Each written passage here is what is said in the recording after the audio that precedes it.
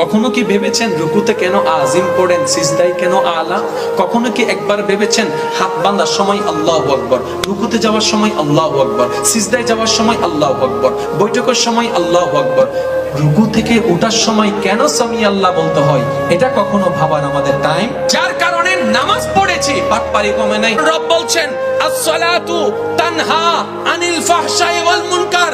আমি রব ফাইনাল ঘোষণা দিলাম, যার কাছে নামাজ থাকবে সে কখনো বাটপার হতে পারে না। বাস্তব চিত্রে দেখলাম নামাজি আছে, সুদুদি কমে নাই, নামাজি আছে, বাটপারি কমে নাই, নামাজি আছে, জায়গা দখলকারী কমে নাই। তাহলে আল্লাহর কথা তো মিথ্যা হয়ে গেল।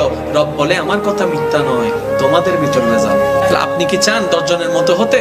আপনাকে তো পাল্টাতে হবে না। সেজন্য আমি অনুরোধ রাখবো, জানা যতটুকু জেনেছেন আলহামদুলিল্লাহ, এবার জিনিসগুলোকে নিয়ে একটু গবেষণা করেন। রবের প্রেম যেদিন আপনার অন্তরে স্থান পেয়ে যাবে, আপনি সেই দিন থেকে পাক্কা মুসলমান হওয়া শুরু করবেন।